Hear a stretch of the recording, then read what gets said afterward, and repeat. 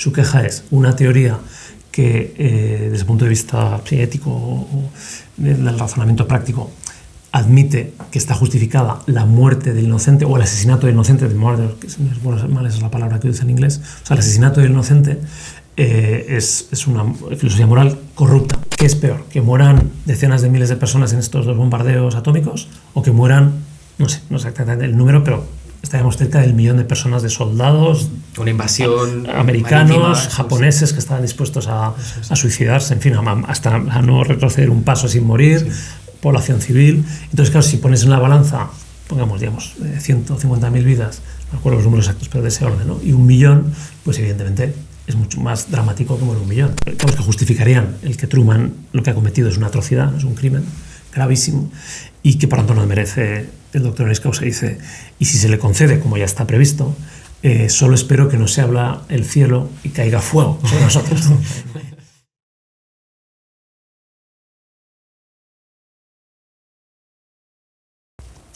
José María Torralba, bienvenido a La Encrucijada. Muchas gracias. Un placer que hayas podido venir, encontrar el momento. Bueno, eres catedrático de Filosofía Moral y Política en la Universidad de Navarra, ¿verdad? También has dirigido el Instituto Centro Humanismo Cívico para estudios sobre el carácter y la ética de las profesiones, ¿correcto? Y has publicado recientemente uno de los últimos libros, que es Una educación liberal, se llama, donde exploras pues, las grandes ideas humanistas, ¿no?, sobre la educación. Quizá lo que no sea tan conocido de ti, no sé si será así, es que los inicios de tu carrera investigadora te metiste a estudiar la obra de Anscombe, de Elizabeth Anscombe, que es la filósofa de la que vamos a hablar hoy, ¿verdad? Así es, sí, señor. Bueno, pues por curiosidad, mi primera pregunta, ¿qué fue lo que te llevó a querer investigar la vida de esta filósofa británica, ¿no?, del siglo XX, que es una de las figuras más importantes que tenemos? Pues como suele pasar en el mundo académico, fue una idea de mi director de tesis. Entonces, cuando terminé la licenciatura y ya empecé el doctorado, pues hablé con él, que era Alejandro Llano, acerca de sobre qué tema me recomendaba que hiciera la tesis, y enseguida me dijo, Elizabeth Anscombe. Estamos hablando del año 2002, que es cuando empecé el doctorado. Ella había fallecido en 2001, y así como ahora es una figura, me parece, bastante conocida en el mundo filosófico, incluso más allá de él, con los libros recientes que se acaban de publicar, en el año 2001, que además acaba de fallecer, pues digamos que era una figura más bien desconocida, desde luego en nuestro contexto. Pero bueno, como ella había tenido mucha relación con la Universidad de Navarra, porque desde el año 79 hasta el año 91 la visitó frecuentemente, unas 8 veces, para dar conferencias. También se le hizo entrega de un doctorado honoris causa en el año 91. Y, digamos, y todo eso lo hizo a través de Alejandro Llano, fue el padrino del doctor honoris causa y de muchas de las visitas que hizo, algunas de ellas con Peter Gitz, con su marido. Entonces esa es la razón. Pero no tuviste la ocasión de conocerles en persona, ¿no? A ella no, porque justo, digamos, cuando empezó mi interés, que fue el año 2002, acababa de fallecer en 2001, pero a su marido sí, a Peter Gitz. Okay. Sí, tuve ocasión de visitarle, si no recuerdo mal, en el verano de 2003, porque ese verano hizo una estancia breve de un par de meses en Oxford, pues bueno, para investigar. Pues, ahí también conocí a Philippa Foot en su casa, pero a ella no tuve ocasión de conocerla. Vale, bueno, sería muy mayor ya Peter Gitz, el marido de Anscombe, cuando le conociste. Muy mayor, sí. Además él tuvo una vida larga, por fortuna, más de 90 años. No recuerdo exactamente el año en que falleció, pero hacia el año 2012, 12 más o menos. Y yo le visité, ya digo, en 2013, que tenía 80 y tantos años. Sí. Visité en Cambridge, vivía en casa de sus hijos. Eso es. Bueno, yo puedo decir que yo he conocido a una de las hijas de Anscombe. Bueno, y aparte de la familia, de hecho, sí, que estaban también por ahí presentes. Cuando yo estuve en Cambridge, pude conocer sobre todo a la hija Sister Tamsin Gitch, que es una hermana dominica. Y bueno, pues Elizabeth Anscombe, ¿no? ¿Por qué esta figura tan importante? ¿Por qué dedicarle un episodio de podcast? Es verdad que quizá haya sido bastante desconocida en el pasado, pero me parece que tanto en el mundo anglosajón como en el mundo hispano se está revalorizando su figura, ¿no? La gente reconoce que ha sido conocida como una de las discípulas de Wittgenstein, que es obviamente uno de los filósofos más influyentes del siglo XX, pero también se está poniendo en valor la contribución que tiene ella a nivel ético, ¿no? Junto con la de otras filósofas británicas también del siglo XX, como Philippa Foot, que has comentado, ¿no? De hecho, hay un libro muy reciente que es El Cuarteto de Oxford, que se acaba de traducir, ¿no?, al español. Entonces, bueno, pues mi intención es dedicarle un episodio a que podamos adentrarnos, ¿no?, en la vida y la obra de esta filósofa y entender por qué es tan importante su contribución para el pensamiento ético, ¿no?, de la actualidad. Entonces, si te parece, podemos empezar hablando sobre la vinculación que tiene Elizabeth Anscombe con Oxford, que es la ciudad donde ella pues, se educa, ¿no? Va a la Universidad de Oxford. No sé si conoces más o menos el contexto académico, ¿no? En el cual ella se integra, si nos puedes contar un poco.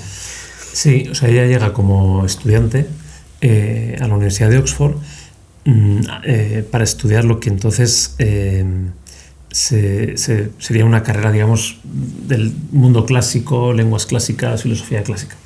Y ahí conoce también a Peter Rich. Precisamente se conocen durante una procesión del Corpus Christi. Y porque, ella fue conversa al catolicismo, igual que Peter Rich. Y digamos, eso desde el punto de vista personal. Y desde el punto de vista más académico, pues ella se encuentra la filosofía, lo que luego llamara la filosofía moral de Oxford, quizá en un sentido crítico, que eran los profesores pues, más influyentes del momento, como Richard Hare, y luego, más tarde, tiene relación con Ludwig Wittgenstein, y ahí empieza, digamos, su carrera intelectual. A mí me gustaría subrayar lo excepcional que es que Anscombe, la presencia de Anscombe como mujer filósofa en la universidad, porque estamos hablando de los años, no sé si exactamente antes de la Segunda Guerra Mundial o incluso durante la Segunda Guerra Mundial, cuando muchos hombres habían ido al frente, ¿no? Y en cierto modo había un espacio que se crea en el cual el pensamiento de estas mujeres pues encuentra quizá mayor proyección que habría encontrado de otra manera, ¿no? Y por eso quizá ahora se está insistiendo un poco más en esa revalorización de su pensamiento. Entonces ella se conoce a Philippa Foot, creo que es más adelante cuando acaba sus estudios, no durante sus estudios puede ser, y también a otras filósofas que van a ser importantes como Mary Midgley y Iris Murdoch, ¿no? Que son estas 4 del cuarteto de Oxford. Pero bueno, ella está formándose, ¿no? Sobre todo muy a la sombra de Wittgenstein al comienzo de esta parte temprana de su formación filosófica e intelectual. ¿Qué podríamos decir sobre esa vinculación que tiene ella con Wittgenstein? Desde luego, al principio, su propia filosofía la reconocía como no demasiado original en estas primeras publicaciones, ¿no? Donde ella pues, está muy influida por... Y un poco quizá habría que explicar quién es Wittgenstein en rasgos muy generales, aunque sea muy difícil de hacer, pero para las personas que nos escuchen. Sí. Eso, pues en rasgos muy generales. En la medida de lo que se pueda, sí. Desde luego, en el ámbito anglosajón, Wittgenstein es el filósofo decisivo en la primera mitad del siglo XX y luego con todas las consecuencias que eso ha tenido. En el ámbito continental se suele citar a Heidegger, ¿no? Las 2 grandes figuras de estilos muy distintos. Me atrevo a decir así, digamos, de un modo muy, muy general, que los dos tienen una aproximación trascendental a la filosofía. Hay un trasfondo, digamos, kantiano, si queremos llamarlo así, por el método.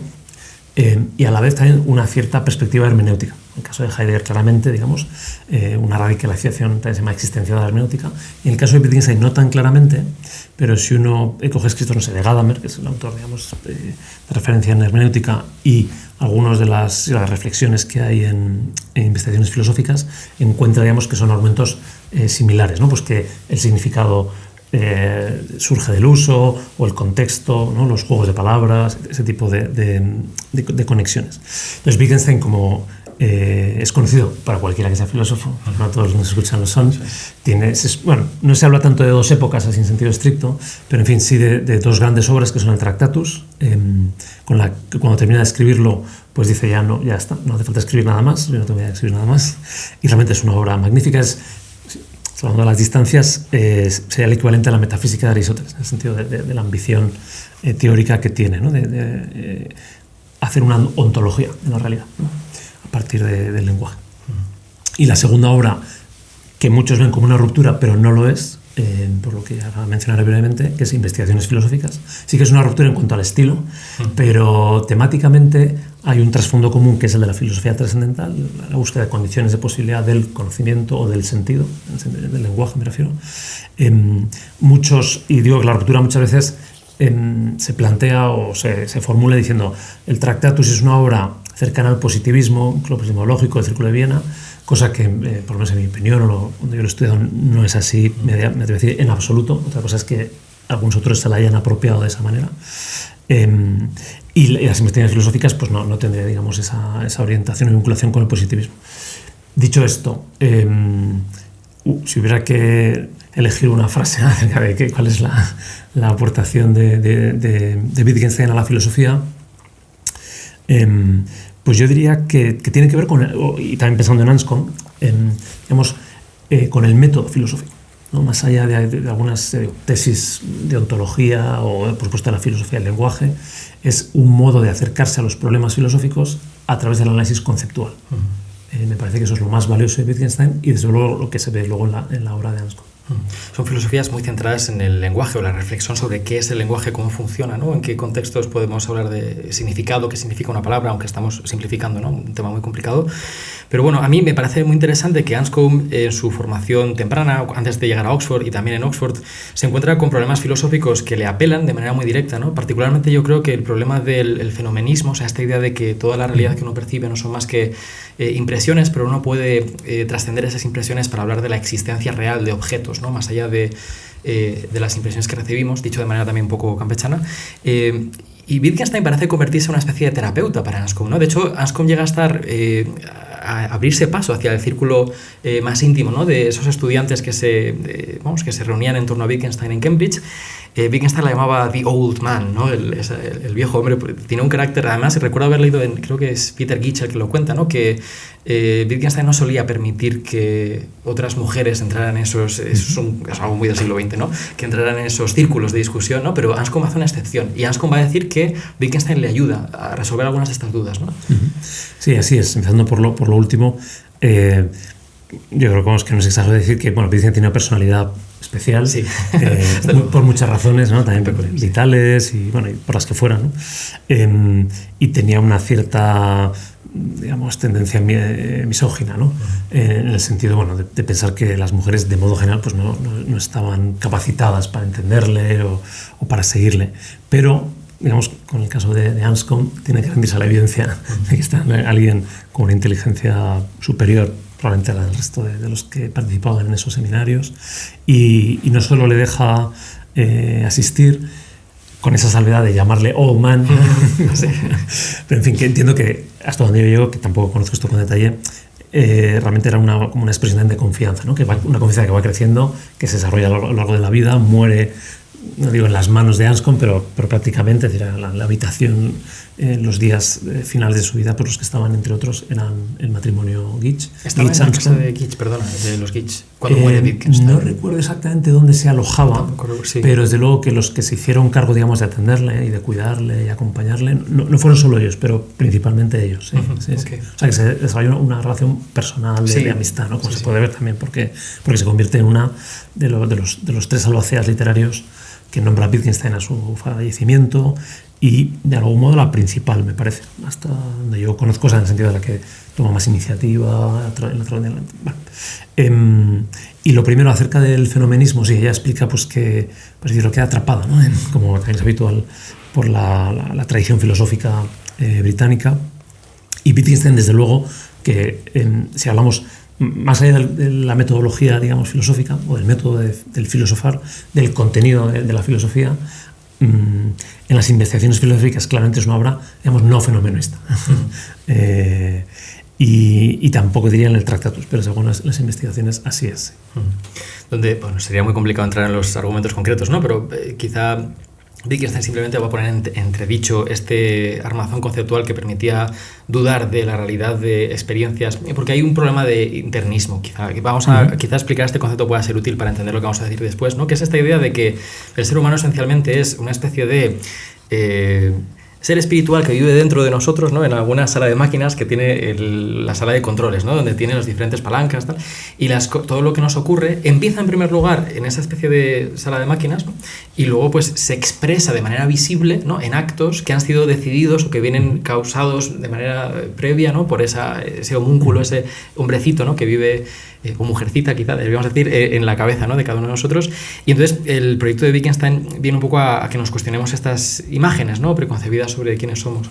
Y entonces la idea es que Anscombe recibe una influencia muy directa, ¿no? De Wittgenstein en resolver algunos de estos problemas.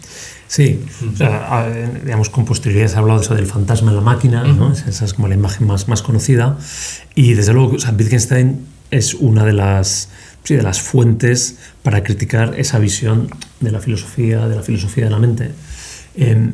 Me atrevería a decir que el libro como más claro a este respecto es Tras la certeza, un libro tardío, donde, por ejemplo, viene a formular argumentos de este tipo, de la duda, o sea, bueno, la duda en sentido cartesiano, como es en su versión estándar, ¿no? Acerca de la existencia de un mundo exterior, la duda es parasitaria de la certeza. O sea, es como una idea muy wittgensteiniana.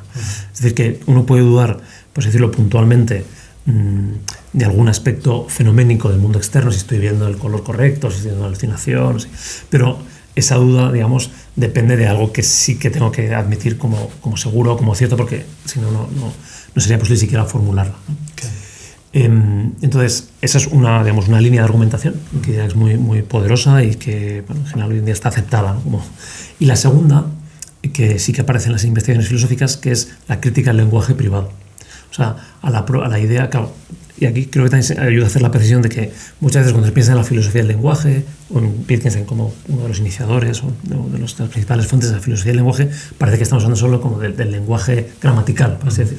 Pero aquí el lenguaje es la gramática del pensamiento, si se utiliza esa. Entonces estamos hablando del orden de los conceptos, la relación de los conceptos o la conceptualización. Entonces, lo del lenguaje privado, ya digo, no es una cuestión de que una persona se invente su lenguaje, ¿no? Robinson Crusoe no es que se lo inventara, en fin, como está en una isla, entonces, o lo Tolkien, ¿no? Claro, por ejemplo, aunque también no vamos a entrar en esto. Es un buen ejemplo, pero... Es un buen ejemplo, sí. Bueno, pero es un lenguaje que en realidad, claro, procede de alguien que ya tiene la capacidad lingüística. Claro, eso es. Entonces, tampoco sería un lenguaje privado. Pero, en fin, lo del lenguaje privado es que las palabras no pueden tener significado simplemente porque uno haga una conexión, que esto es ya el punto clave, entre el término libro y la identificación deíctica del libro, que parece que esa es, y eso lo critica Wittgenstein, atribuyéndoselo a San Agustín. Yo solo es que nunca estoy exactamente si se puede hacer así, pero en fin, más allá de que la referencia a San Agustín sea precisa o no, que ahí es irrelevante, sería la idea de que el niño cuando aprende el lenguaje lo aprende uniendo, por decirlo, el término conceptual libro a la visión y a la referencia deíctica de un libro. Entonces, una imagen mental, ¿no? Claro, un fenómeno interior. Exacto. O sea, claro, y luego se une con algo exterior, ¿no? Eso es. En vez de, como también mencionó antes, los juegos de palabra, ¿no? Y que el significado libro pues adquiere sentido en un contexto de otros términos, ¿no? Y así sucesivamente, ¿no? Bien. Hombre, esto es importante para lo que vamos a hablar más adelante, ¿no? Entender esta parte de la filosofía de Wittgenstein. Pero bueno, sobre todo esta idea, creo que lo que intenta hacer Wittgenstein, intenta hacer muchas cosas, ¿no? Pero las investigaciones filosóficas tratan de mostrar que el lenguaje no siempre funciona así, con esa unión de palabras, con ideas o imágenes mentales que yo tengo, sino que muchas veces hay usos del lenguaje en los cuales no interviene ningún tipo de experiencia interior o eso que podríamos llamar una imagen mental, ¿no? Y va a observar mucho cómo se usan las palabras en su contexto. En fin, bueno, esto era un poco para hablar de esa influencia que tiene sobre Anscombe. Anscombe, desde luego, es muy importante porque se dedica a traducir, me parece, ¿no? El Tractatus, bueno, no el Tractatus, sería más bien las investigaciones filosóficas. La primera traducción de las investigaciones es la de Anscombe, durante muchos años es la única que ha habido. Sí. Y luego le nombra a Wittgenstein a ella junto con Russ Rees, creo que es, y von Burit, sí. Les nombran los salvajes literarios. Muy bien. Bueno, lo interesante es cómo Anscombe va desplegando su propio pensamiento, ¿no? Y llegando a alcanzar cierta madurez filosófica. Ella conseguirá muy pronto, me parece, un puesto en Somerville College, en Oxford, ¿no? Como profesora. Y ahí empezará, en primer lugar, a escribir bajo la influencia de Wittgenstein, pero poco a poco encontrar su propia voz filosófica, ¿no? Que es interesante. A mí me llama mucho la atención. Anscombe, desde luego, era una mujer con mucho carácter, con convicciones muy fuertes, ¿no? La anécdota está sobre lo de los pantalones, porque ella iba siempre con pantalones y camisa, y no se podía dar clase en Oxford, se exigía, ¿no? De una mujer que fuera con vestido. ¿Conoces la...? Sí, la conozco. Si no recuerdo mal, es en Cambridge. En Cambridge, de acuerdo. Además, digamos, incluso todavía tiene más peso, ¿no? Porque ahí ella ya era catedrática. Sí. Digamos, además ocupando el lugar de Wittgenstein. Y efectivamente, pues había un dress code. O sea, tampoco hay que pensar que fue una cuestión simplemente, digamos, sobre las mujeres, ¿no? Okay. Se esperaba que... No. Pero efectivamente, lo que sí que era llamativo es la reacción de ella, ¿no? Como mujer en este caso. Entonces había un dress code, entonces el dress code debía ser, pues, las mujeres con vestido, falda, y los hombres, pues, con traje o corbata. Y ella, por estilo personal, digamos, pues vestía pantalones, también fumaba puros, que era una cosa muy poco habitual en aquel momento para las mujeres, incluso hoy en día, mucha gente fumaba puros, pero entonces todavía menos. Y también, por no irnos por las ramas, porque podríamos, porque tiene muchas historias, pero son graciosas. Le indican, y esto es revelador también de su carácter. Entonces, me acuerdo el nombre que tiene en inglés, ¿no? Es el proctor, en fin, una autoridad académica le indica, si sigue viniendo a dar clase, tiene que atenerse al dress code. Y ella, pues, le respondieron, pues, muchas gracias. Y al día siguiente, Cuando se aproximaba al aula estaba ahí esperándole a esta autoridad académica y ella apareció con sus pantalones como siempre y entonces ya se percibía la tensión y justo al llegar al aula cogió y tiró de una cuerda que tenía en la cintura y cayó un faldón. Un faldón sobre para cubrir sus pantalones. Eso. Entonces era muy de ella. Muy escénico. Sí, además de persona con carácter. Yo también escuché que cuando ella iba a misa en Blackfriars en Oxford, ¿no? Con los frailes dominicos, se sentaba en primera fila o muy adelante, ¿no? Y si algo no le gustaba de la homilía se ponía a protestar en voz alta, a decir cosas que hacían que el predicador se quedara un poco así trastocado. Pero bueno, en fin, son chascarrillos sobre la vida de Anscombe. La primera, hay un cruce inusual o inesperado. La primera publicación, de hecho, que creo que hace Anscombe a su nombre, ¿no? Es precisamente este cruce con C.S. Lewis, que es algo que creo que, no sé si es muy conocido, pero a mí desde luego me sorprendió cuando lo descubrí, ¿no? Porque son dos líneas que no tenemos en cuenta. En ese momento están los Inklings, pues con Oxford, evidentemente, ¿no? Con Tolkien, C.S. Lewis y otros miembros de los Inklings que se reunían por allí en esa época. Y hay un cruce a través de este club socrático, ¿no? Que se dedican a hacer debates sobre cuestiones más filosóficas, teológicas, religiosas, ¿no? Y entonces se da este choque entre estos dos personajes que tiene tampoco demasiada trascendencia, pero bueno, me parece interesante reseñarlo. Sí, es un episodio que siempre se señala de la vida de Anscombe y de C.S. Lewis. Yo por lo que he leído, a veces se ha magnificado, es decir, por lo que ahora explicaré acerca de las consecuencias que tuvo en C.S. Lewis. Básicamente los hechos son que Anscombe, una jovencísima graduada y sí, profesora en el sentido de fellow de Oxford, tenía 20 y pocos años, y C.S. Lewis, que en aquel momento pues, era una de las figuras, digamos, de relevancia, ¿no? El gran catedrático de literatura, pero en fin, también interesado en cuestiones... Y apologeta, también conocido por sus... La BBC no había estado dando... y también interesado por la filosofía. Entonces el Socratic Club era un club de debate. Presidido, en fin, donde la figura central era C.S. Lewis. Y allí, digamos, el tema de ese debate era la cuestión de los milagros, es decir, y cómo es posible explicar que haya milagros en un mundo natural regido por las leyes de la naturaleza. Y entonces, bueno, se presentaron los argumentos y nadie, digamos, esperaba que Anscombe interviniera. Era yo como una persona muy joven, formando parte del público, y lo que hace es criticar el argumento que C.S. Lewis había propuesto en su libro, un libro que ya tenía publicado, sobre los milagros, si no me acuerdo mal, ese es el título. Y, digamos, estando Anscombe y Lewis de acuerdo en la posibilidad de que haya algo así como los milagros, o sea, conceptualmente no es contradictorio, no es impensable, pero el argumento que daba Lewis no convenció a Anscombe y ella se lo hizo saber durante el debate. Y en aquel momento C.S. Lewis no lo admitió, por las razones que fueran, porque no estaba de acuerdo, porque quizá le sorprendió, ¿no?, que alguien tan joven criticara el núcleo de su libro. Pero algo que habla muy bien de C.S. Lewis es que en la siguiente edición del libro, que fue años después, modificó esa parte. Incluyendo las críticas, bueno... Sí, digamos, en la línea de las críticas de Anscombe. Y he dicho antes que este suceso se ha magnificado porque algunos dicen, bueno, incluso creo que yo mismo en el libro que se ha mencionado lo recogía, que C.S. Lewis después de ese debate decidió no escribir nada más de filosofía. En el sentido de, bueno, ¿no? Ha sido un fracaso tan grande y puedo equivocarme en cosas tan importantes. Yo entendía que era así, que de hecho le había impactado tanto que... Sí, se dice, pero luego leyendo una biografía, algún texto de uno de sus principales biógrafos, de Hooper, Walter Hooper, no recuerdo mal, es su nombre de pila, viene a decir, o sea, que no necesariamente fue por lo que sucedió en ese debate. O sea, de hecho es así, ¿no? O sea, luego no tiene ninguna obra especial de filosofía, pero en fin, quizá haya un poco de anécdota. De leyenda, exactamente. Bueno, yo creo que es una buena advertencia para los apologetas populares del cristianismo el saber que es peligroso meterse en filosofía si uno no está preparado adecuadamente, ¿no?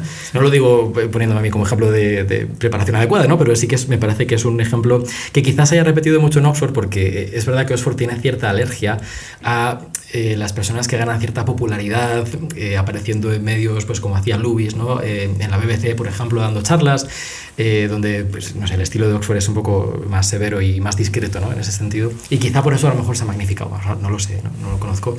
Pero yo lo entendía así, yo entendía que C.S. Lewis había sido un impacto tan grande que había dicho, debería dejar de meterme en estos temas. Pero bueno, lo interesante es que esta anécdota nos muestra uno de los intereses quizá más antiguos que tiene Anscombe, que es toda la cuestión de las causas, ¿no? Porque el texto de C.S. Lewis trata mucho sobre el naturalismo y qué significa, pues yo qué sé, la intervención que tiene Dios sobre la creación y la causalidad, que significa causar un evento, etcétera, ¿no?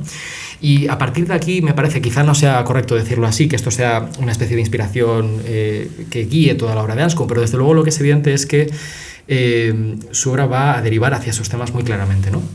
Y quizás, si te parece, entrando más en ya lo que es el pensamiento de Anscombe y las coordenadas en las que se sitúa, sobre todo, podemos hablar de la década de los 50, que es cuando ella empieza a producir sus obras más originales, ¿no? Produce el libro Intention, que es el que yo creo que se va a constituir como una de las grandes contribuciones que tiene ella, ¿no? Pero sobre todo el contexto en el cual se desarrollan estas obras, que es el contexto de esa filosofía moral británica de los años 50, que está muy ligado a un acontecimiento también muy particular, que es este asunto de el doctorado honoris causa al presidente Harry Truman, ¿no? en la Universidad de Oxford, que esto ocurre en el año 56, una cosa así, puede ser. Hablamos de Truman primero, si te parece, ¿vale? Si más o menos conoces esta anécdota, ¿no? Que es, yo creo, también muy descriptiva del carácter de Anscombe, casi mejor que nada de lo que vamos a decir, ¿no? Por su espíritu luchador. Completamente, desde luego, libertad intelectual y, digamos, compromiso incondicional con la verdad. Contramundo, contramundo, literalmente. Sí, y además con un carácter muy fuerte y capaz de enfrentarse al antiguo presidente de los Estados Unidos, ¿no? Entonces, efectivamente, ya una vez terminada la Segunda Guerra Mundial, pasados los años, la Universidad de Oxford decide otorgar un doctorado honoris causa a Truman. Y bueno, pues la noticia se difunde o llega la propuesta a los profesores, y cuando Anscombe la recibe, pues se sorprende, porque dice, a ver, Truman terminó la Segunda Guerra Mundial lanzando 2 bombas atómicas sobre población civil en 2 ciudades con decenas de miles de muertos. Y lo que luego formulará en uno de los textos que escribió a propósito de este affair, se puede llamar, ¿no? Affair Truman, se puede llamar, es que Truman no merecía honores, sino una condena. Y pues lo empieza a decir así a sus colegas, pero ve que no, que el resto de profesores con los que tenía relación, pues les parecía muy bien. Porque, bueno, Truman ha conseguido terminar una guerra mundial, ha conseguido la paz, etcétera, ¿no? Lo que todos conocemos. Y entonces Anscombe fuerza una votación del claustro, de la convocation, y esperando, bueno, pues que hubiera gente que se opusiera. Y de modo muy llamativo, en esa votación, que había una locura de número, en fin, 200 profesores probablemente, de algo de ese orden, solo hubo 3 personas que votaron en contra de darle doctorado honoris causa a Truman, que fueron la propia Anscombe, Philippa Foot, su amiga, y el marido de Philippa Foot, ¿no? Por la cuenta que le traía. Sí, más que vale. Y entonces, claro, pues ya está, se decidió concederle el doctorado honoris causa, se puso una fecha, que era un tiempo después, pero Anscombe no se quedó quieta, es más, le inquietó mucho, diciendo, claro, si esto es lo que piensan mis colegas de la universidad, incluidos los colegas de filosofía, vino a decir, aquí tenemos un problema, o ya vio que había un problema de tipo ético, en este caso, grave, ¿no? Es decir, si no se percibe la maldad intrínseca, dirá ella, ¿no? De matar a decenas de miles de inocentes, aunque fuera en un contexto extremo, como en el caso de la guerra, pues tenemos un problema. Bueno, entonces ella escribe Mr. Truman's Degree, que literalmente es un panfleto, o sea, no es un libro, lo imprime pues lo que sería una fotocopiadora, sí, digamos, ¿no? Lleva la fotocopiadora, entonces hace bastantes copias y las empieza a distribuir, ¿no? Ya no sé si a mano, por correo, en fin, ese detalle no lo conozco, pero lo distribuye. Y es un texto que realmente vale la pena leer, o sea, cualquiera que le interese mínimamente a Anscombe, porque tiene mucho contenido filosófico, tiene toda la carga retórica que caracteriza al personaje, ¿no? Viene a decir, bueno, Truman es comparable a Gengis Khan, ¿no? O sea, por decir, y termina de modo muy anscombiano, diciendo, o sea, porque da toda una serie de argumentos filosóficos que puedo mencionar brevemente, por los que digamos que justificarían el que Truman lo que ha cometido es una atrocidad, es un crimen gravísimo, y que por tanto no merece el doctor honoris causa. Dice, y si se le concede, como ya está previsto, solo espero que no se abra el cielo y caiga fuego sobre nosotros, ¿no? Esto es muy tremendista. Sí, sí. Exactamente, sin ningún matiz, ¿no? Sí. Y decía simplemente, bueno, que el argumento filosófico que hay en ese texto aunque sea de modo muy todavía breve y en Nuche, es lo que luego dará lugar a la crítica al consecuencialismo. O sea, que viene a decir, o sea, que no porque las consecuencias de la acción de Truman fueran buenas, que lo fueron, incluso, si se quiere, la intención última con la que lo hizo, en principio no hay de dudar que fuera buena, más allá de las cuestiones políticas, vamos a acabar con la guerra y con un régimen también criminal en este caso. No porque ese fin o esas consecuencias fueran buenas, la acción está justificada. Eso es. Quizá dejando un poco de lado la retórica incendiaria, ¿no? Y los adjetivos y las descalificaciones que a veces, de hecho era muy típico de Anscombe, parece ser, pero de todos los profesores de Oxford, yo creo, porque era esa época de un estilo muy combativo, ¿no? Pero bueno, si vamos al meollo filosófico, ¿no? A las ideas fundamentales. Lo que Anscombe viene a decir, y esto es una cuestión que yo le planteo a mis alumnos, mis estudiantes en clase de ética en la universidad, ¿vale? Que es esta cuestión de si existen acciones que son intrínsecamente malas o inmorales o impermisibles, da igual el adjetivo que se utilice, ¿no?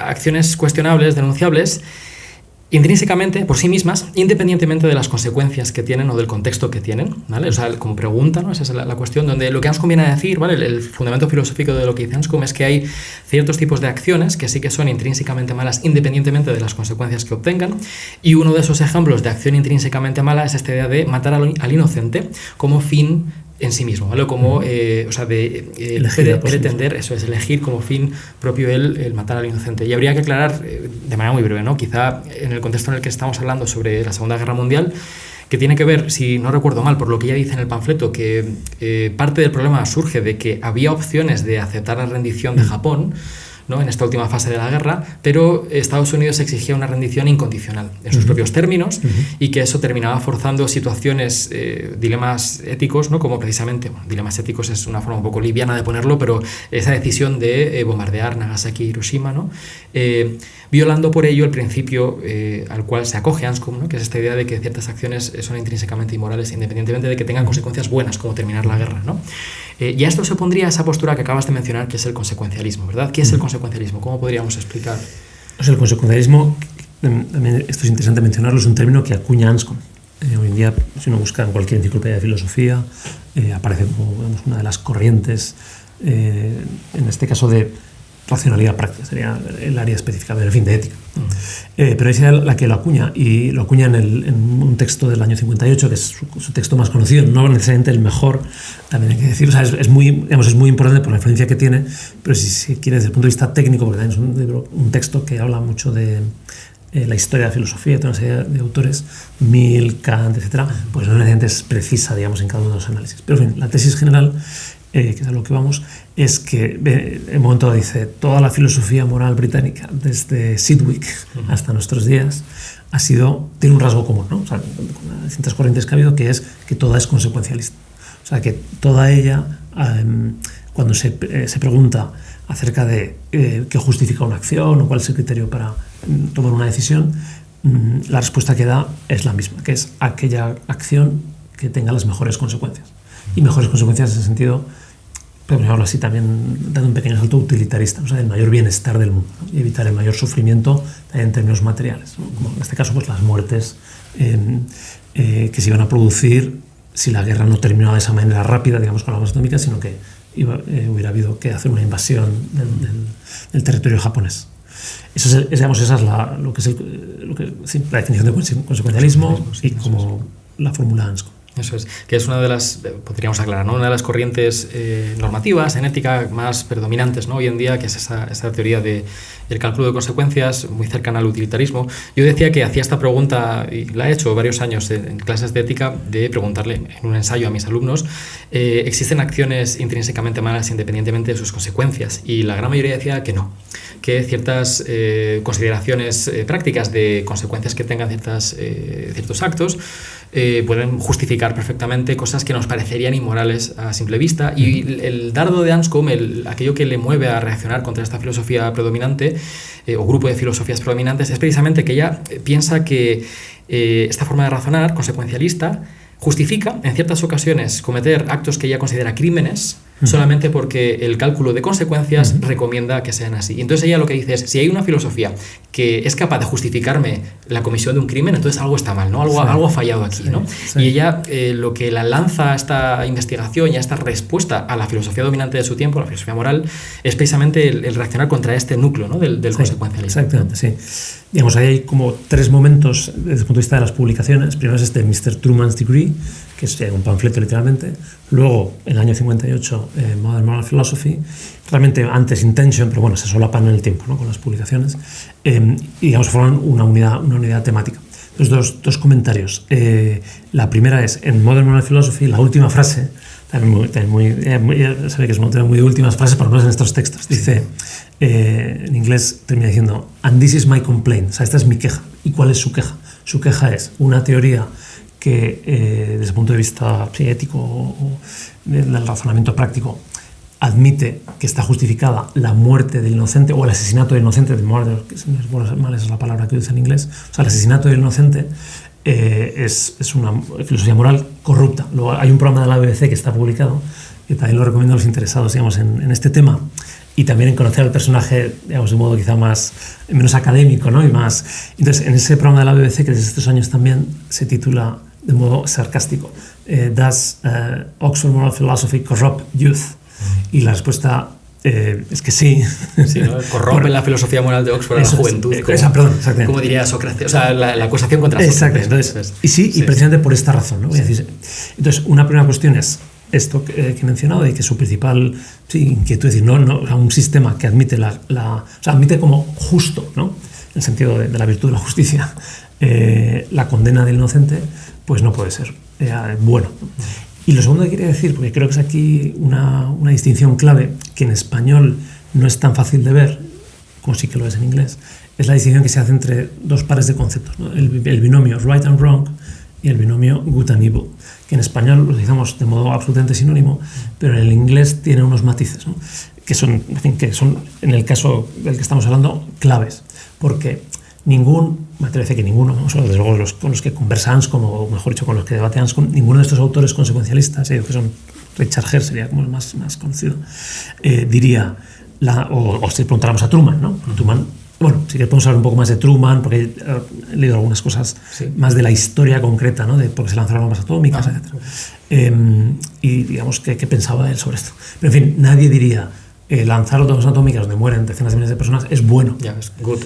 Claro, no hay ninguna idea de eso es good, porque es una tragedia, es un desastre, ojalá pudiéramos evitarlo, nadie lo quiere, nadie lo busca, pero sin embargo dicen, it was the right decision, ¿no? Fue la decisión correcta.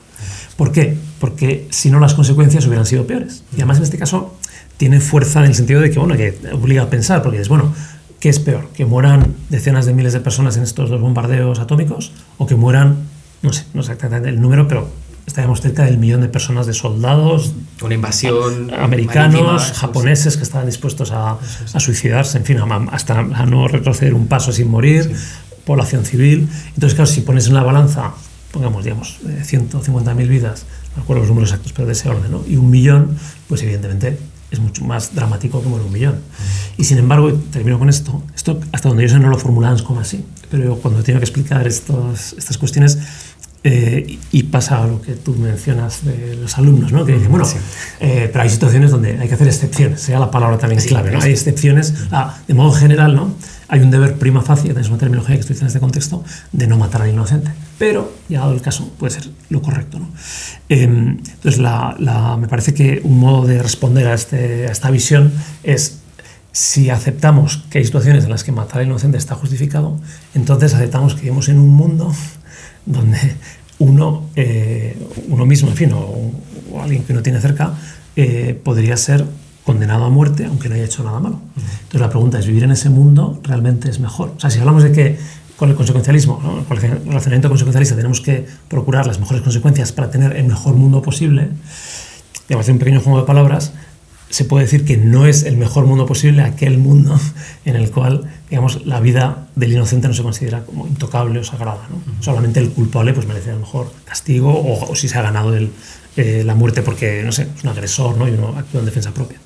Eso es, a mí me parece que eso que acabas de señalar subraya muy bien uno de los problemas que Anscombe identifica quizá en el consecuencialismo, que es precisamente esta idea de que el consecuencialismo presupone una teoría causal, una visión muy causal o naturalista de los acontecimientos humanos, ¿no? Es decir, al hablar de un cálculo de consecuencias, lo que estamos presuponiendo es que el mundo se compone de una cadena de causas, ¿no? Acontecimientos, eventos, un poco la visión, en el libro del Cuarteto de Oxford que mencionaba al principio, hablan de la visión del mundo de las bolas de billar, ¿no? Esta idea de, a partir de Galileo, de que vivimos en un cosmos, bueno, pues que es determinista, físico, ¿no? Donde pues un acontecimiento determina al siguiente, causa al siguiente, pero esto es un espacio neutro de objetos que interactúan entre sí a nivel físico-causal, pero donde no hay valor o donde no hay ningún criterio, ¿no? de normatividad, y esta disociación tan fuerte entre esa sucesión de causas, donde uno puede o controlarlas o no controlarlas, versus cualquier tipo de juicio respecto de esas causas, ¿no? de bien, mal, como has dicho, ¿no? De good, evil, ¿no? Y entonces quizá lo que Anscombe se da cuenta, y esto me parece muy interesante del artículo Modern Moral Philosophy,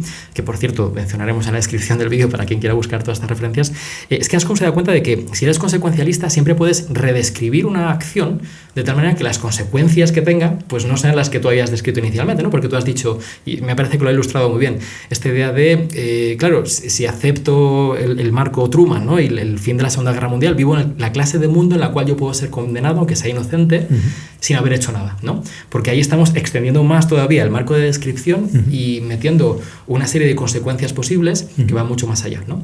Pero claro, el truco en todo esto, hasta donde yo entiendo, es que lo que Anscombe dice es que tu responsabilidad moral, si eres consecuencialista, no va más allá de lo que tú eres capaz de prever en las consecuencias de tus actos, ¿no? Pero da un poco igual la intención que tengas, porque lo que importa es la cadena de consecuencias que se derivan de ti mismo y que tú eres capaz de controlar o prever. Y entonces ella se da cuenta de que lo que tiene que hacer es desmontar este marco, estas presuposiciones, ¿no? Tal vez. Y un poco para orientar a las personas que escuchen, ¿no? Estamos en ética, claro, ¿cómo se debate en torno a estos temas? Pues por un lado uno habla de como marcos normativos que nos dan principios para concluir que una acción es correcta o incorrecta, buena o mala, ¿no? Pero luego hay fundamentos, presuposiciones, ¿no? Y entonces aquí es donde Anscombe, mucho del trabajo de Anscombe no se trata tanto de crear unos principios o marcos que me ayuden a guiarme sobre qué está bien o qué está mal, sino cuestionar esas presuposiciones, ¿no? Tan interesantes. Sí, o sea, así es. Digamos, una de las aportaciones importantes de Anscombe a la ética del siglo XX, del siglo XXI, es distinguir el ámbito de la teoría de la acción, o la descripción de la acción, como la llama ella, y el ámbito de lo que hoy en día se llama habitualmente ética normativa, es decir, o el juicio moral, ¿no? En términos más tradicionales. En el siguiente sentido, solo podremos juzgar moralmente del modo adecuado, o sea, poder determinar qué es lo bueno y lo malo, si primero hemos descrito correctamente la acción. ¿Qué significa esto? Si primero tenemos claro sobre qué estamos juzgando. Entonces, en el caso de la Segunda Guerra Mundial, de Truman, que es con lo que surge todo esto, los que defendían a Truman decían cosas como, bueno, si él en realidad salvó vidas, y, bueno, materialmente salvó vidas. Podemos aceptar que se podría discutir también, porque en el futuro nunca se sabe cómo hubiera sido, ¿no? Pero, en fin, lo previsible, y un gobernante tiene que gobernar también porque a veces a los filósofos es muy fácil, digamos, desde aquí, ¿no? Especular. Exactamente, sí, ¿no? Pero luego el presidente pues tiene a su cargo a los soldados, a las familias, y, en fin, también hay que poner el matiz, pero más allá de eso, lo que no deja de ser, digamos, relevante aquí es qué estaba haciendo Truman. O sea, algunos decían, pues un ejemplo que también utilizamos, simplemente puso la firma en un papel. Sí. O sea, él no digamos, puso la pistola a nadie, tira la bomba, y lanza la bomba, ¿no? Esa es una cuestión, ¿no? Entonces, ¿qué está haciendo Truman? O él salvó vidas, es cierto que salvó vidas, pero eso era lo que estaba haciendo. Entonces, para resolver este tipo de preguntas, si era eso o no lo que estaba haciendo, ella desarrolla lo que llama la filosofía de la psicología, ese término que utilizas, que hoy resulta un poco confuso, correspondería sería filosofía de la mente, evidentemente, pero es lo que hoy en día se llama la teoría de la acción.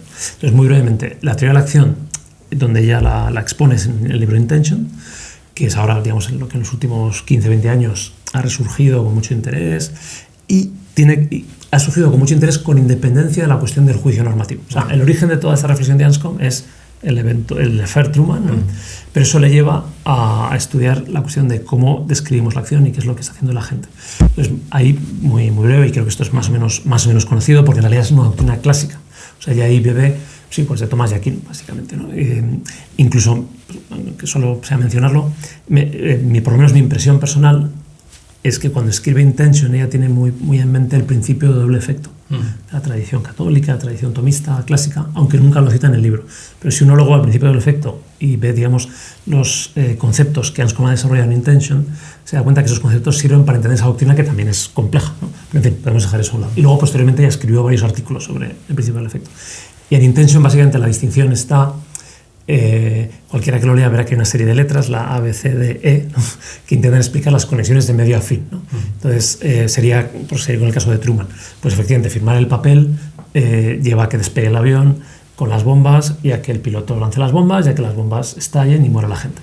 Y el que muera la gente en Hiroshima y Nagasaki se hizo con la intención de acabar con la guerra y de hecho consiguió acabar con la guerra. Entonces aquí la clave está en la conexión entre lanzar las bombas y acabar con la guerra. ¿Por qué? Porque no hay duda que hay una... Entonces, hay dos cuestiones clave. Esta, la relación entre lanzar las bombas y acabar con la guerra, y la conexión entre firmar el papel y lanzar las bombas. Okay.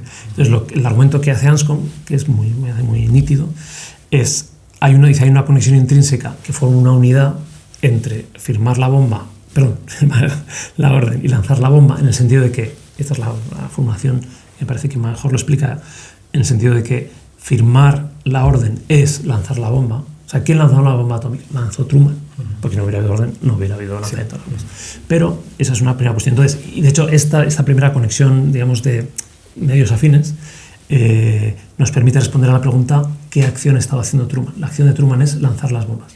Y luego hay una pregunta siguiente, que es ¿y con qué intención lo hace? Porque él lo puede hacer con la intención de acabar con la guerra o lo puede hacer con una intención, pues no lo sé, no es el caso real, pero de pues quedarse con los territorios de Japón y ampliar el imperio americano. Podría haber sido una intención que no parece que lo hubiera. Entonces, pero son dos intenciones distintas. La segunda, diríamos, es una intención en principio no legítima o no noble. La primera de acabar con la guerra, sí. Entonces aparece ahí, digamos, la dualidad de que el fin con el que Truman firmó el papel, la orden y lanzó las bombas era una intención buena, pero la acción que es medio para ese fin, o sea, que te permite alcanzar el fin de acabar la guerra, no es buena. ¿Por qué? Porque en este caso es la muerte de los inocentes. Claro, porque el problema es que la orden que da Truman, aunque tuviera esa buena intención, ¿no?, incluye dentro de sí una acción que es intrínsecamente mala y el fin no justifica los medios, ¿no?, por decirlo de manera un poco popular, ¿no?, que es lo que suele decir.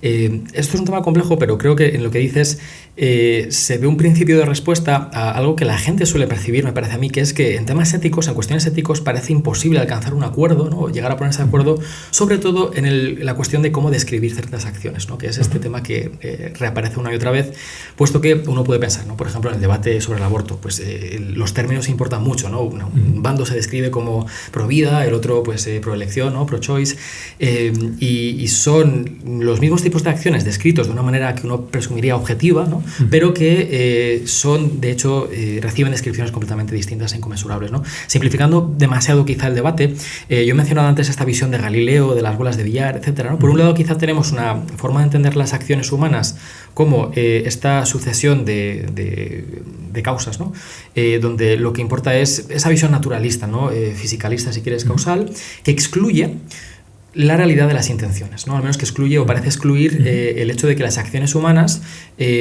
tienden, desde el momento en el que se inicia una acción humana, ya parece contener en sí, desde esta otra postura contrastante, ¿no?, parece contener en sí un fin, que es eso que constituye la acción y que llamamos intención, ¿no? Y entonces lo que quiero decir es que, simplificando mucho el tema, tenemos este contraste entre estas dos formas de entender la acción humana, ¿no? Y esa forma primera que he descrito, que es la que elimina el concepto de intención, lo que presupone es que yo soy una especie de máquina donde hay una serie de engranajes que se activan, ¿no? Cuando yo deseo algo, yo quiero algo, voy a hacer una acción, tengo una intención que es una especie de acontecimiento interno, invisible, que no puede ver las demás personas, que es el primer engranaje que se pone en movimiento y que hace que se muevan los demás engranajes, etcétera, ¿no? Pero lo que se sigue a partir de ahí, pues quién sabe, ¿no? Pero en el lado de Anscombe, la idea es más bien que las acciones, o sea, cada acción humana se define o puede ser descrita precisamente porque es intrínsecamente intencional, porque busca, ¿no? Tiene un fin, ¿no? La acción humana es, responde a la pregunta de por qué lo haces o por qué razón haces esta cosa, y entonces, como dice Anscombe, que podemos distinguir o individuar acciones o tipos de acciones, es precisamente identificando esas intenciones, ¿no? Y que Anscombe piensa que sí que es posible llegar a un juicio objetivo sobre qué clase de acción ciertos actos humanos son. No sé si me he explicado muy bien, pero más o menos, sí. Vamos a poner un poco de orden en esto. Sí, no, es una cuestión compleja en el sentido de que tiene varios elementos, varios niveles. Uno, que digamos, como dejar un poco al lado para centrarnos en la cuestión más del análisis de la acción, pero que hay que mencionar lo que es, que has dicho de esa concepción empirista de la realidad, ¿no? Que es uno de los temas, digamos, que ya primeramente se ocupa cuando llega a la universidad y que le interesa, o sea, que lo conocía muy bien, ¿no? Digamos, unos autores que ya mejor conoces a Hume. Y la filosofía, digamos, que está en la base de los planteamientos consecuencialistas es una filosofía empirista, una visión empirista de la realidad, donde, por un lado, cuando hablamos de conseguir las mejores consecuencias, eso se dice en ese sentido, digamos, empirista, material, de bienestar físico, ¿no? O psicológico también, pero psicológico, bueno, también en ese sentido de la paz mental, así decir, o del no sufrimiento. Entonces, ahí hay, digamos, una presencia de la visión empirista. Y luego la otra, que es lo de la causalidad, que de hecho la lección inaugural de la cátedra de Anscombe en el año 1970, publicada por nosotros en ese año, es Causality and Determination, ¿no? Causalidad y determinación. Y es justo lo que has mencionado, de que la visión del mundo en la filosofía moderna es una visión determinista. ¿Y eso qué relevancia tiene para lo que aquí estamos tratando, ¿no? Más acerca de la acción? Tiene la siguiente consecuencia. El agente, o sea, la persona que actúa, que toma una decisión, es parte de un engranaje del universo, donde más allá de la opción de la determinación o no, digamos, sus acciones tienen una serie de consecuencias en el universo. Y él tiene que verse, esta sería como la visión, digamos, de la perspectiva consecuencialista, como responsable de todas las consecuencias que se siguen de sus decisiones. En la medida de lo posible, ya se entiende. Pero en fin, que tiene que pensar, oye, voy a hacer un mundo mejor, esa es como la expresión, o no voy a hacer un mundo mejor con mi acción. Y eso tiene al menos un grave problema, ¿no? Que la teoría de la intención de Anscombe intenta resolver o, en fin, o mostrar que es un problema y que no es el mejor enfoque, que tiene que ver con con dos cuestiones. Uno, ¿qué significa ser un agente? Es decir, cuando yo tengo una decisión, ¿cómo me tengo que considerar? Como parte de un engranaje del mundo y por lo tanto que sobre mis hombros recae, ¿no? El destino, en el caso, y además el caso de Truman, en buena medida es así, ¿no? Que está en una posición de gran poder, pues lo que hace a determinar el rumbo del mundo de una manera. Pero en fin, a pequeña escala cada uno, ¿no? Entonces, ¿cuál es el problema que Anscombe ve ahí? El problema que ella ve ahí es que, por supuesto que nuestras acciones, lo que cada día hacemos, ¿no? El salir de casa, ¿no? Hasta querer o no querer a una persona, hacer bien nuestro trabajo, tiene consecuencias en el conjunto del mundo, pero a la vez eso está en un entramado tan complejo de otras, digamos, cadenas causales, ¿no? y de cosas incluso imprevisibles, ¿no? Que uno no puede, o sea, digamos, a ver si lo explico bien, concebirse a sí mismo como responsable de todo lo que se sigue de tus acciones es tanto como decir, yo en realidad no soy un agente, o sea, no hay algo que me pueda atribuir a mí como responsabilidad, ¿no? Porque, y aquí viene el segundo paso, yo soy responsable de aquellas consecuencias que son previsibles, o sea, no puedo decir, bueno, esto siguió mi acción ya, pero no lo sabía, pues entonces no te es atribuible, ¿no? Y que también están en tu poder, o sea, como los dos aspectos que van unidos, ¿no? A pesar de que uno sepa eso, que lo que tú haces desencadena otros efectos, ¿no? Entonces, eso delimita mucho el campo de la responsabilidad y tiene que ver también con la otra cuestión, y termino esta respuesta, que mencionabas acerca de qué significa tener una intención, qué relación hay entre la intención y la acción. Entonces, Anscombe tiene una tesis que hoy en día se puede llamar como fuerte, que es que la acción se constituye de modo intencional. Es decir, por seguir con los ejemplos que ya hemos puesto sobre la mesa, que son buenos, ¿no? Truman es un asesino, o Truman cometió una acción de asesinato, podemos decirlo así, según Anscombe. ¿Por qué? Porque al firmar la orden lanzó las bombas atómicas. Y esa firma de la orden incluía la intención de lanzar las bombas atómicas y por lo tanto de matar a las personas sobre las que iban a caer esas bombas. Y lo que Anscombe viene a decir es, tú no puedes negar que esa era tu intención, porque tú sabías que era digamos, la consecuencia previsible, salvo que el avión se hubiera estrellado o cosas así, de lo que iba a pasar. Entonces, la visión consecuencialista lo que viene a decir es, bueno, con lo que mencionábamos antes decíamos, hay digamos, una conexión entre firmar la orden y lanzar las bombas atómicas, una conexión que es interna. Firmar la orden es lanzar bombas atómicas, por lo tanto es cometer un acto de asesinato, con la intención de acabar con la guerra. En cambio, el análisis consecuencialista no hace este salto, que Panscom lo llama así, ¿no? Y al no hacer este salto, le permite, digamos, al razonamiento consecuencialista afirmar lo que Truman hizo al firmar la orden era acabar con la guerra. Entonces Anscombe dice sí y no. O sea, sí en el sentido de que la intención última, podemos añadir aquí, con la que Truman firmó la orden era acabar con la guerra. Pero esa no es la acción en el sentido estricto, o sea, o lo que también la tradición ética se llama el objeto moral, que es lo que se valora, ¿no? En primer lugar, que Truman eligió. O sea, Truman eligió y terminó. Truman eligió lanzar las bombas atómicas, por lo tanto, matar inocentes con el fin de acabar con la guerra. Entonces, esa distinción es la que nos hace en el consecuencialismo y Anscombe introduce en Intention. Claro, porque no hay forma de describir, bajo la perspectiva de Anscombe, no se puede describir lo que hace Truman de otra manera más que incluir el hecho de que Truman decide o da la orden de lanzar esas bombas. Por lo tanto, esa acción está indisociablemente unida, ¿no?, al acto de las bombas atómicas lanzadas. Por lo tanto, no se puede hacer esa separación que sí que haría el consecuencialismo. Más bien es al revés. Me parece, o sea, el modo de explicarlo es, para el consecuencialismo lo que no se hace es distinguir la conexión entre firmar, que el avión despegue, que el avión lance las bombas y que mueran los inocentes y que se acabe la guerra. Todo es un continuo de medios afines. De causas. En cambio, Anscombe dice no, hay un salto. ¿Por qué? Porque hay un salto que dice, digamos, ya dice la palabra englobar. Englobar en el sentido de la unidad intencional, porque la conexión de medios afines es una conexión intencional, es decir, no es puramente natural. En fin, eso podemos entrar si hace falta, pero nos llevaría como al otro.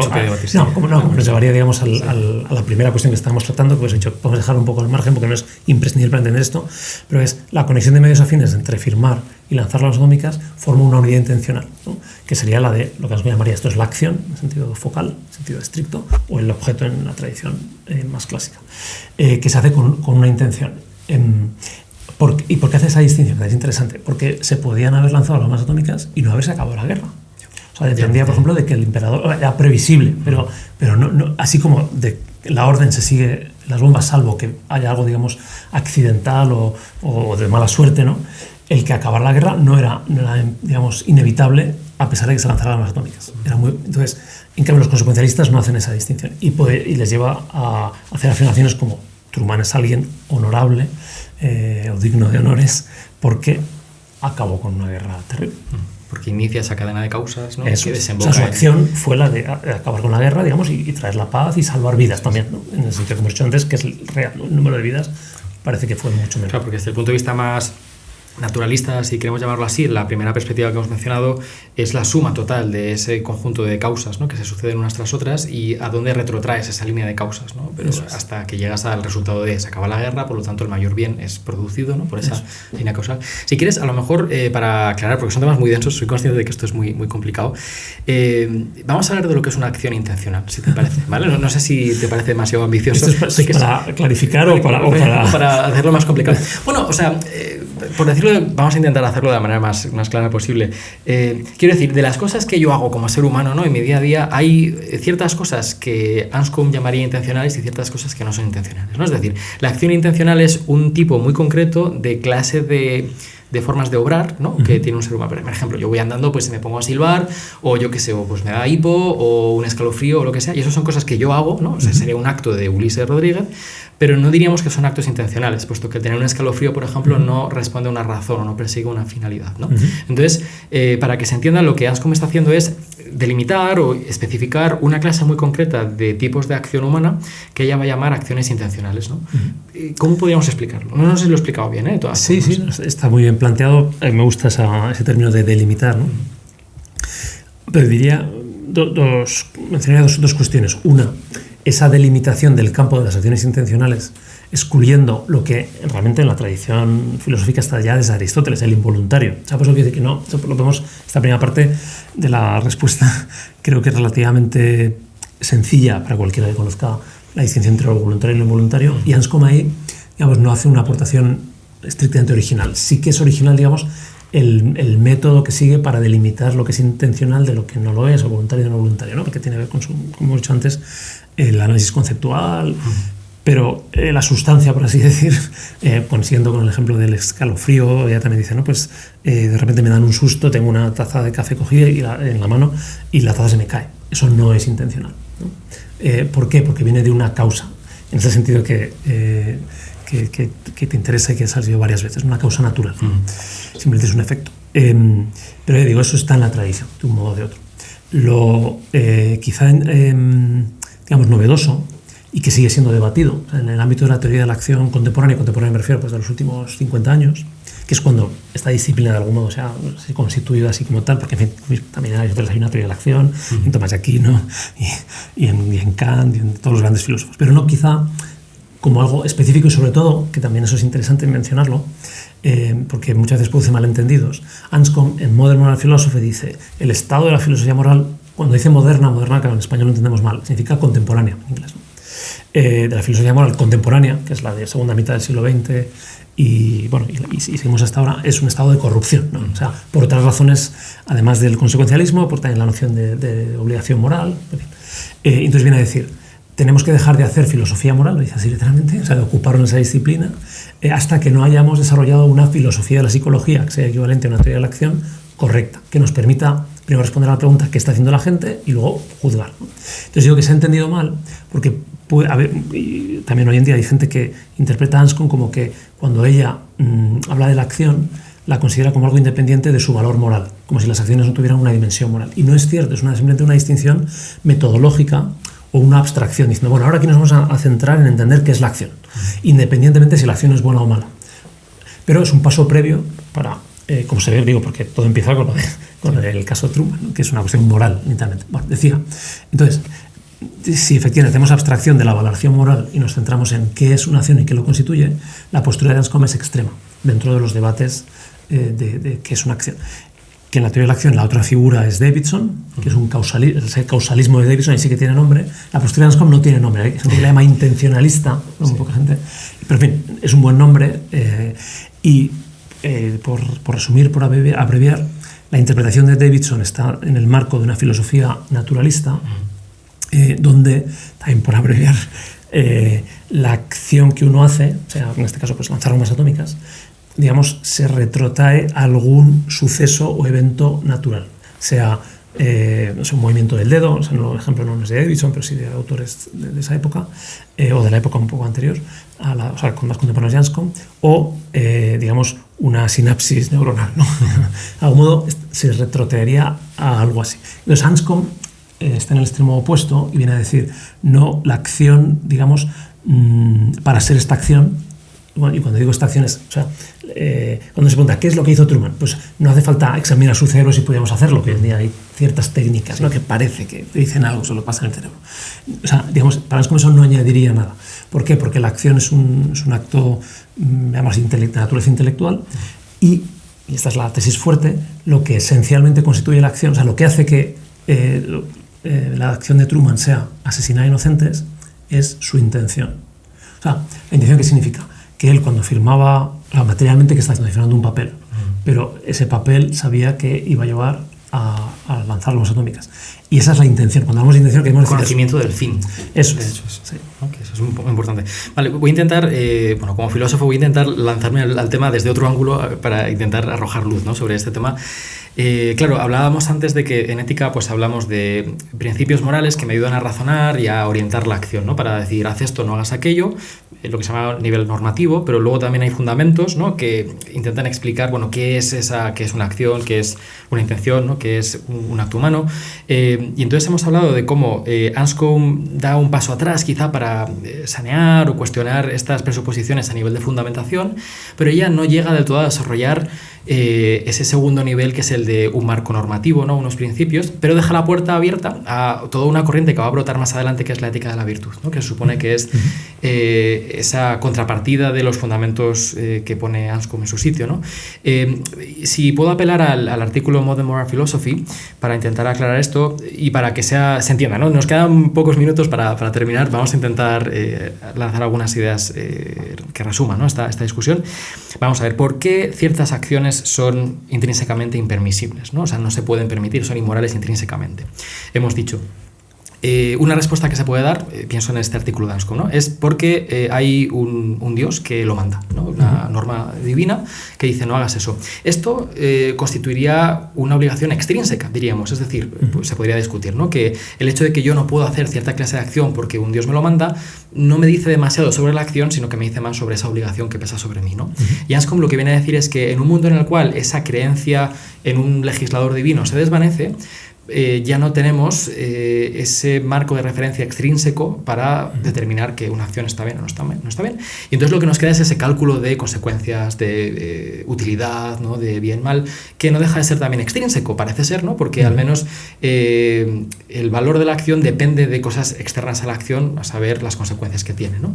Y entonces, dime si lo estoy explicando bien, si lo entiendo correctamente, la novedad de Anscombe, o lo que Anscombe vuelve a poner sobre la palestra, es decir, no podemos identificar de manera objetiva ciertas clases de acciones que por su propia naturaleza podemos clasificar de buenas o malas, y por esto no hay una disociación entre la teoría de la acción de Anscombe y el juicio moral. Es decir, la teoría de Anscombe, dicho de otro modo, me permite construir un marco normativo, ¿no? Una teoría que me diga bueno, pues qué clases de acciones componen una buena vida, ¿no? Sin necesidad de referirme a un legislador divino, que ese es quizá el movimiento más original de Anscombe, y sin necesidad de un cálculo algorítmico casi, ¿no? De consecuencias de utilidad, ¿no? Más o menos. Sí, iba a decir, como siempre es más complicado de lo que parece. Sí, por supuesto. Intentabas resumirlo. No. Vamos, de lo que parece, sí, ¿no? Sí, de lo que parece incluso al leer el artículo, porque hay como varias líneas. A ver si lo consigo explicar de modo breve. Va a ser tu última oportunidad. Así que tienes que marchar, no te quiero quitar más tiempo, pero vamos a intentarlo. Sí, que es... o sea, ella critica, en inglés el término que utiliza es the law conception of ethics, ¿no? Una concepción legal de la ética. Es decir, una concepción donde algo es bueno o malo porque hay una ley moral, y esa ley moral ha sido promulgada por una autoridad divina, porque solo la autoridad divina tiene, digamos, o sea, por contraposición con las leyes civiles, ¿no? Que las hacemos por consenso nosotros, solo la ley moral, que tiene ese carácter absoluto, que no es universal, tiene que ser algo así como ser divino. Bueno, esa es la tradición medieval, clásica, que ella conoce bien. Pero ella no está criticando ahí directamente esa concepción que se conoce como la teoría de la ley natural, pero sí que critica el que viene a decir un análisis que parece que en lo sustancial es cierto, y luego ha habido estudios, digamos, históricos que lo han confirmado, que es esa teoría medieval, ¿no? En sus diversas formulaciones, termina con la época medieval y con la negación de Dios, por ejemplo, como un ser que existe o que es capaz de prescribir, hacer ese tipo de prescripciones universales. Y sin embargo, este es el punto donde ya entra con su crítica a la concepción legal de la ética. Se sigue funcionando, o sea, el término deber moral, o sea, el concepto de obligación moral ought, se sigue utilizando como si hubiera un Dios legislador. Entonces, viene a decir que hoy en día, cuando hoy en día se refiere al siglo XX, el término deber moral tiene una fuerza meramente hipnótica, mesmérica. Ya la palabra que utilizas un poco. Yo la vez que lo leí tuve que enterarme que era mesmer, y donde venía entonces, fuerza hipnótica. Es decir, cuando estos, y con los ejemplos que hemos mencionado creo que se entiende bien, porque dice, cuando uno de estos autores, está pensando en sus colegas, Richard Hell, te dicen, no exactamente lo de Truman, pero en fin, sería un ejemplo válido. Truman lo que hizo fue la acción correcta, o sea, su obligación era lanzar bombas atómicas porque así salvó vidas, su obligación. Entonces parece que ya, al decir eso, pues él, no sé, decirlo ya, la cuestión ha quedado zanjada. Entonces ella dice, no, esto no ha quedado zanjado, y sin embargo, no es como que el propio uso del término tiene ese efecto. Y tiene ese efecto porque pensamos que responde a que hay una ley que obliga a que se tenga que tomar esas decisiones. Entonces, por eso ella hace esa crítica, ¿de acuerdo?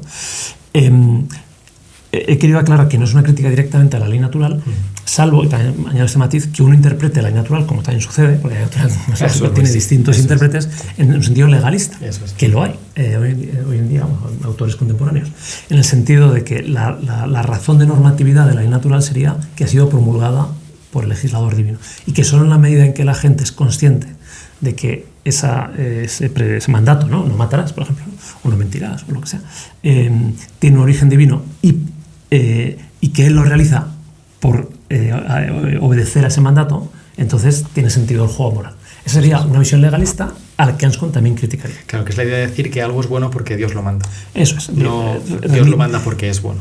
El origen serían las visiones voluntaristas, no quiere decir que los autores actuales que defienden esa postura sean voluntaristas, se defenderían con una serie de argumentos que no son del caso. Pero en fin, creo que esta es una distinción que interesa.